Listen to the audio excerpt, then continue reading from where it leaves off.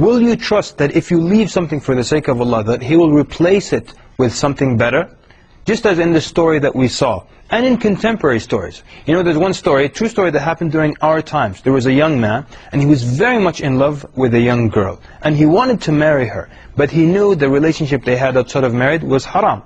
So he actually broke it off. As much as he loved her, he called her and he said, I can't do this because it's a haram relationship, and I'm going to leave it for the sake of Allah. Not because he didn't like her or anything like that. He wanted to marry her, but it was a haram relationship. So then he went on and moved on with his life, and he became active in da'wah and became active with the community. And then he moved to another community, and he was active with them again. And then there was a sister in that community that was extremely active. She was well covered in niqab and everything. She was teaching the Qur'an and doing all the activities. So he wanted to marry her, and he had his mother go see her. And his mother came back saying, this is an excellent bride for you, excellent manners and deen and taqwa. And so he went to see her. And when she removed the niqab, it was that same girl that he left for the sake of Allah. What happened to her was that when he told her this statement, it affected her. And she wasn't wearing hijab or praying or anything like that. And that statement caused her to pray, to cover properly. And so when he met her later on, he got her in a better state than the beginning. Let's go back to our first story. In the first story, the man was offered 500 gold coins, gold dinars.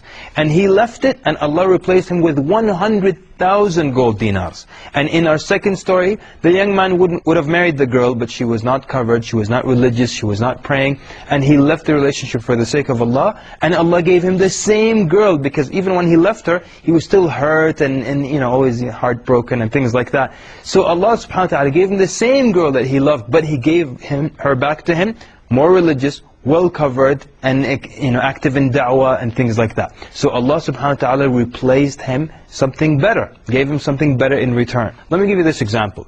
Suppose now at work they don't let you pray, they don't let you go to Jum'ah, or they don't let you wear the hijab. And so you complain to a millionaire in the community, and he takes out his checkbook and his pen, and he says, you know what, quit that job, and right now I'm going to take care of you financially. Will you trust this guy?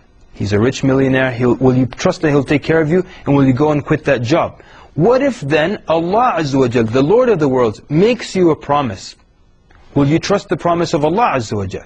But guess what? The promise has already been made in Surah Al-Talaq in the Qur'an, in verse number 2, the end of verse number 2. Allah subhanahu wa ta'ala tells you, وَمَن يَتَّقِ اللَّهِ يَجْعَلْ لَهُ مَخْرَجًا. Whoever fears Allah, Allah will find him a way out. And then in the beginning of the third verse, وَيَرْزُقْهُ مِنْ حَيْثُ لَا يَحْتَسِبْ. And Allah will provide for him. He will provide for him from where he least expects it. So now, the millionaire, when he took his checkbook out, we trusted him. Now Allah is promising you something in the Qur'an, that you fear Him, and He will find you a way out. And He'll provide for you. If that's what you're worried about, being, you know, having wealth and provision, Allah will provide from you from where you least expect it. So how will you react then? Will you trust the promise of Allah subhanahu wa ta'ala, the promise that He made for you? You know, there's nothing that you leave for the sake of Allah except that Allah will replace you with better in this life or even in the next. If you now contemplate on many hadith, you will always see that if you stop something, there's another reward coming for you. For example, the Nabi ﷺ said, مَنْ تَوَاضَعَ لِلَّهِ رَفَعَهُ. Whoever humbles himself for the sake of Allah. Meaning you leave arrogance. You humble yourself, what's the result? What's the replacement? Allah will rafa'ah. Allah will increase you in rank. Whoever suppresses his anger, he will get this reward in the next life. Whoever gives up arguing, the Prophet ﷺ says, I guarantee him a house in paradise. So anytime you give something up, there is reward. So the question is, do we trust that Allah subhanahu wa ta'ala will reward us with something better, replace it with something better? So look at your life right now, and only you can do this for yourself. See what bad habits you have. See if there's something haram that you do, a haram relationship that you have. And just trust that Allah subhanahu wa ta'ala, if you give it up for His sake only, He will replace you with something a lot better.